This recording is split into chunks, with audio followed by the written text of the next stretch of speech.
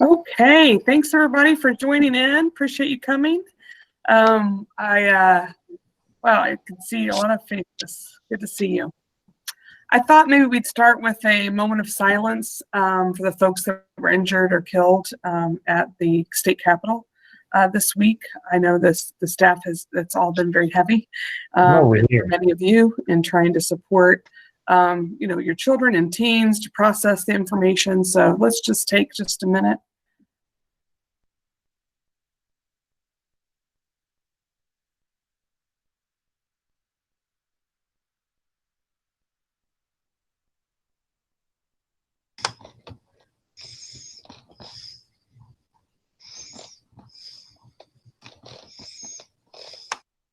I hope that you please try to take some time this weekend to just check in with children and teens. I'm sure you're already doing that, and just really ask them how they're feeling.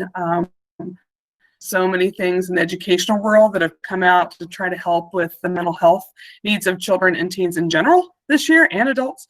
And then things just keep making it more complicated. So I continue to be so thankful for all my colleagues at CM who are just fire starters. I tell you, we start something new and they take it to work. And I know that they've worked so hard this year, and I wouldn't want to work with another group of people on the planet. So I'm so super thankful for that. And for all of you, I mean, I've had several family meetings about every week, it seems, and conversations, and gosh, just how hard families are working to make all this work. I know that you didn't really want to be a teacher. You had different intentions, and many of you are doing those things every single day. And wow, you are our heroes for sure. I met with the staff committee earlier this week. There's about 25-ish of them, and we started to think about where things are right now.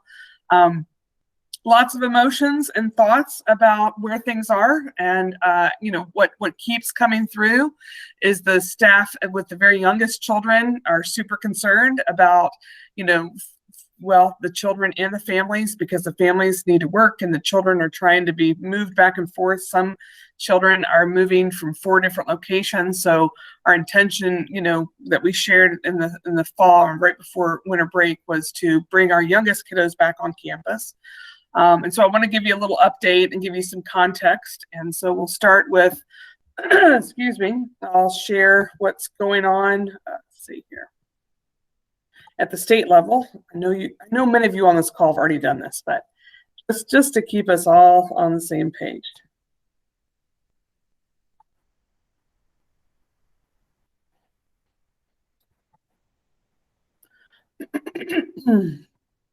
It's coming.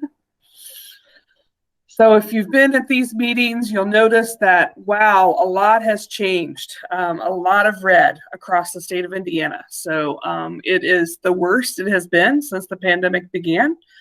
So this is the county metrics map. So if you go to the state website, I'm at this location right now just to kind of show you. Of course, Dr. Harris thought we would be red back in the end of November. When we were at about 14%, he thought we were headed to the red zone. It didn't happen for us until just this week on Wednesday. Some people think it's because the tests are taking longer to get back, sometimes a week or more. So that could affect those numbers. And so then when you look at the positivity rate, so this is Floyd County here. We've been looking at the 7-day positivity unique individuals, so that's 26.5. Clark County's at 33%. So, you could look at the different numbers. We've just been looking at the unique individuals. They both have pros and cons to looking at them, highest numbers that they've been, unfortunately. So I'll also show you the, let's see if I can go to that. Stop presenting. Let me show you the graph that, see if I can get to this here.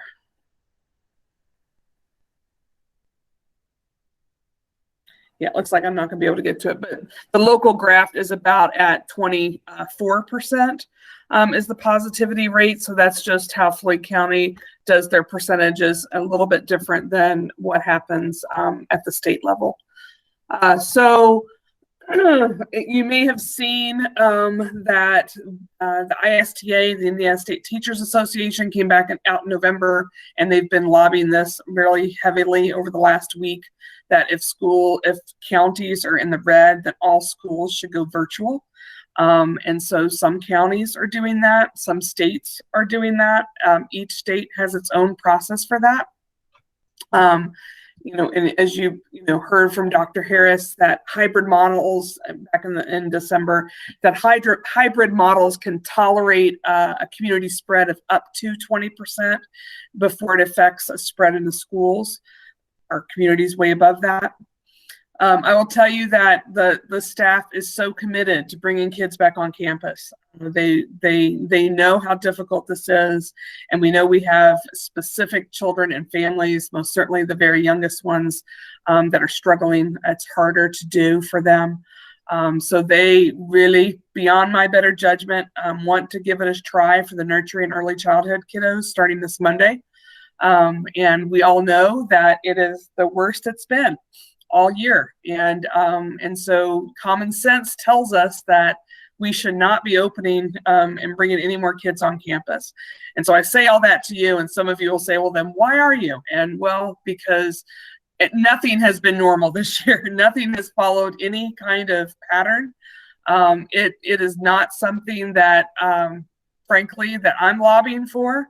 But we've got to do the best we can with what we do. And so we're going to bring back our infant and toddlers and our early ed kiddos for those that want to come, starting this Monday in the hybrid model, so FSP and hybrid, and we'll see what happens. And to be honest, it'll be a day-to-day thing. I am watching and listening and talking to people every single day. There's a small belief that this is a short bump. I don't know the philosophy behind that, but that's what's been said, is that there's a thought that this could go right back down again. I don't know what's really changed. As you know, there's been some adjustments in Clark and Floyd County as far as how many people can be in a restaurant, et cetera.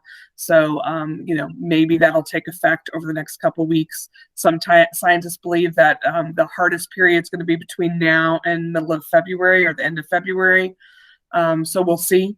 We'll get back together again February 1st and talk about bringing other kiddos back on campus, so our elementary and teens. But for now, we'll just start with the early ed and nursery. And if we need to make a change, we'll give families as much notice as I have. It's possible there could be another shutdown. That has been discussed and is being discussed. But we just don't know what's going to happen. So we're just gonna take it a day at a time. I've been talking to other school leaders. Obviously, all of us are struggling. We're all trying to figure this out. None of us thought, all of us thought, I think, we'd go over the January threshold and somehow things would just start getting better. We were hopeful. And so, this week's been tough. And we'll get through this. We're already getting through it, but now it's time to, just be really cognizant moving forward. Before we open up the chat and let people start putting questions down, I do want you to know that I want to remind us that it is so imperative that if children or teen, well, right now it's just the youngest learners, have any symptoms, to stay home. It's just not worth it. You may have seen the new infographic. If any of us sent you an email over the past couple of weeks, it's just a reminder. If your child has been a close contact, meaning that if they've been around somebody that's positive, you go back and forth, whether it's 15 minutes or 10 minutes or 20 minutes. If they've been around somebody that's positive, they should quarantine. And quarantine, what we ask you to do is to keep the child home or teen for 2 weeks. It doesn't really matter if you test or not. They still need to stay home for the still quarantine period. And if you want to test, that's fine. But, there's a lot of belief that you have to wait until 7 or 10 days. And we talked through all of the new potential protocols that Community Montessori is not utilizing, and the Indiana State Department of Health does not recommend that we utilize any of the new protocols. And so we're sticking with the regular quarantine. And a note about vaccines, when I talked to the staff committee earlier this week, we were hopeful that vaccines for teachers would start this Monday.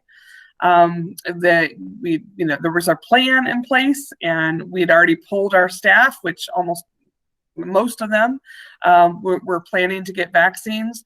If you heard the governor's conversation this past week or the couple of days ago, he shared that has changed. And so teachers are not in the group for this coming week. We all were deflated just a little bit. For those that were ready to do that next step, it felt like a backward step.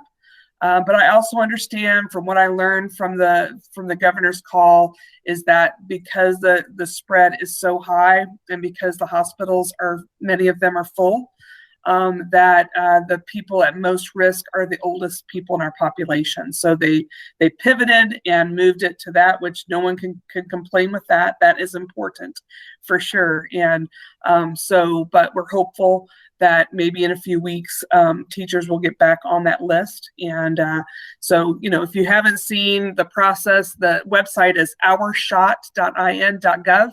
And you can go on there and see where the vaccinations are going to be. Right now, Baptist Floyd and Floyd County Health Department have vaccinations. IUS is supposed to start next week in a drive-through vaccination. And so if you're eligible, for the vaccine, and right now it's mostly just healthcare workers and people over the age of 80, that you can register online and go to one of those locations. Obviously, there's locations in Clark as well. But we're hopeful that that will be coming soon. But I do want our families to know that if you're a close contact and you've been vaccinated, you still quarantine, and we still ask your child or teen that lives with you to quarantine. Now is not a time for us to get comfortable as we get more people vaccinated in the state of Indiana and in our community. And so it is still the recommendation that even once someone is vaccinated, that they still quarantine. So for that, I'll open up the chat, or I'll ask Melissa if she can open up the chat and see if I can answer any questions, or if anyone has anything that I can clarify. And I really appreciate you being on here today.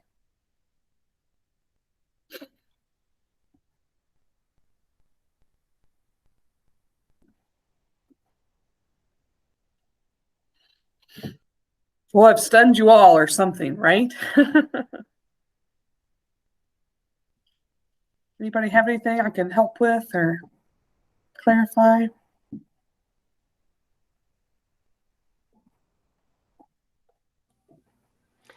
So far, we've kind of done, like, my daughter Caitlin's in the hybrid program, and we've kind of done it every few weeks. Like, we'll have another call at a certain date, and we'll kind of see where we are. Are you thinking that we'll still kind of do that, like, another segment of time, and we'll try to see how cases are?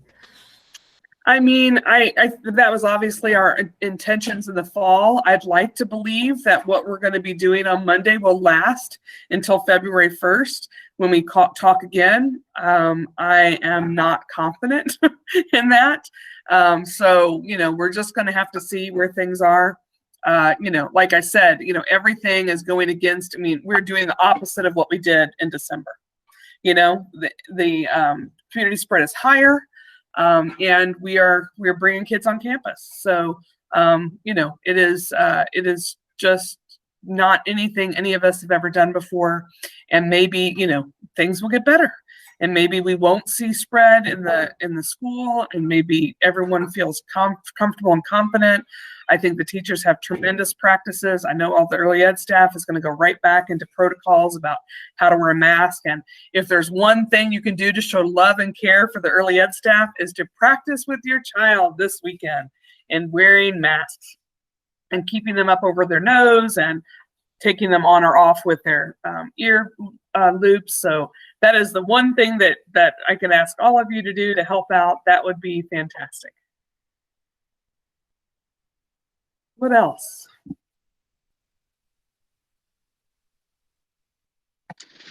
How confident are you the early ed program will stay open when we open up next week? I think this open close is harder on the kids and parent logistics. How are other schools in the early ed range dealing with this? sorry, can you repeat that again? How confident are you the early ed program will stay open when we open up next week?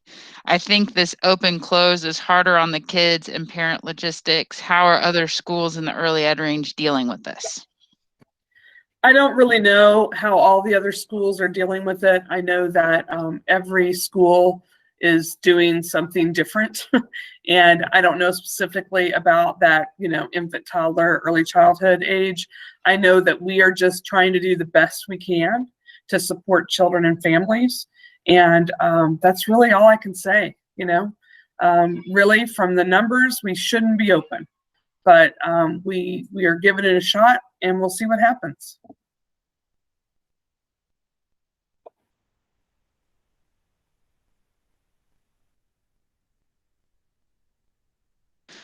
Here's another one. Some parents have chosen to keep their kids home 100%. If those logistics are tough, wait a minute, that doesn't, hold on. Let me see if I can get this.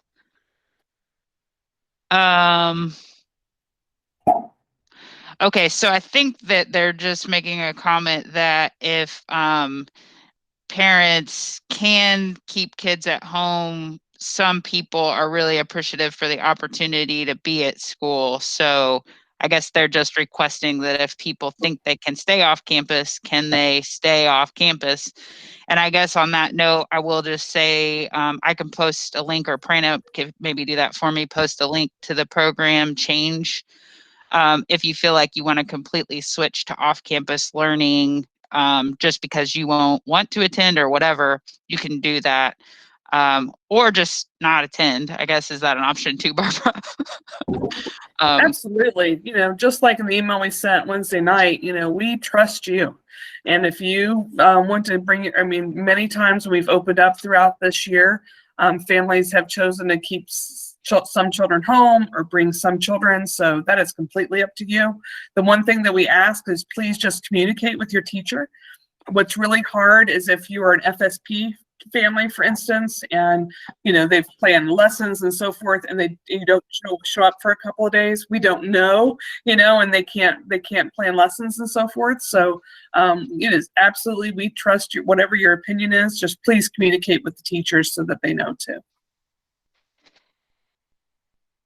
Yeah, and just, this form is more of a form to make a potentially longer term change. Like you don't want to fill this out for a daily basis kind of thing, or even really a short term. Like if you just want to stay for the next couple weeks, you're going to really be off campus, but you want to stay kind of designated a hybrid person, that's fine too. This is like, I'm really changing, I would prefer to be in another category theoretically to the end of the year, That's something. right. Yeah.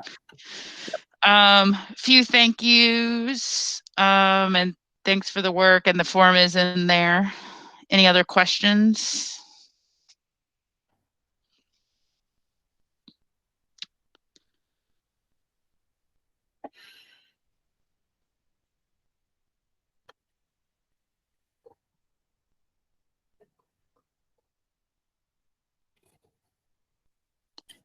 Well, we appreciate each and every one of you. And when we know more, we will share more.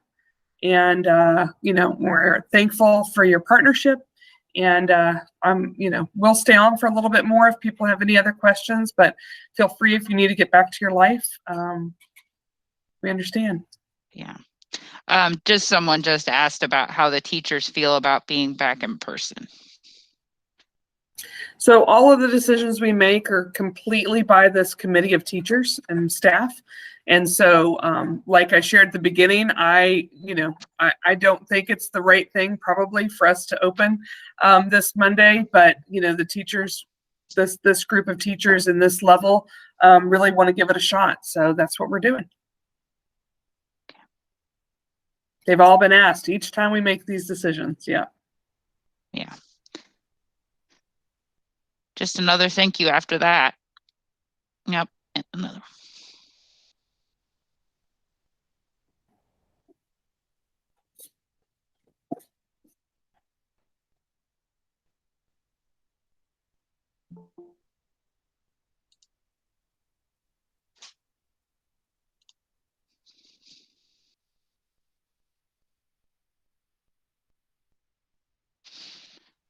Here comes one.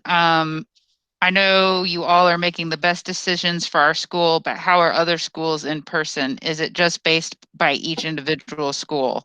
I'm having a hard time explaining this to my teen. Mm-hmm. Yeah, I mean, like I've said, I've talked to several other school leaders. It is the hardest job to be schools right now because I was speaking actually to our authorizer today who is actually working at a school right now, and they had one person that came from a New Year's Eve party as a high schooler, and they ended up quarantining, I think it was 69 kids in the school. And so, and sometimes they'll do that, and sometimes they'll close the school. And some schools have had a little better chance. Some schools have closed for a 2-week period because of some activities outside of school. So it really is just, every state does this differently. My daughter who lives in Illinois, it's all the schools are closed by regions. Everyone does the same thing together.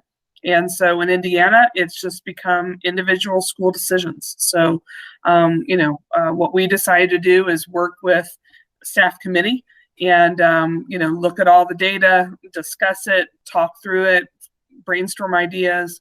And that's how we've done that part. So I think what we say to our teens is each school's doing the best they can for the population that they have. And, if you need help or need support, reach out to the teachers. They're your first line of action, and they will help to, make a plan or to support or to do a video call with you and your teen. So we've done all the things. So we've got lots of ideas up our sleeves now.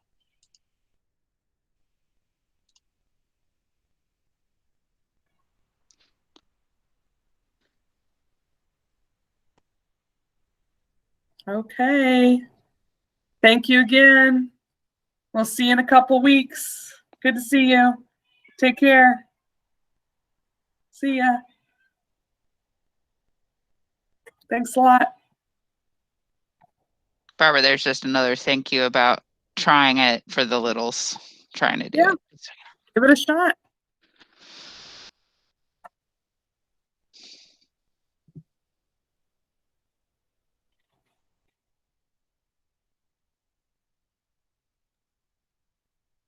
Thanks. See ya.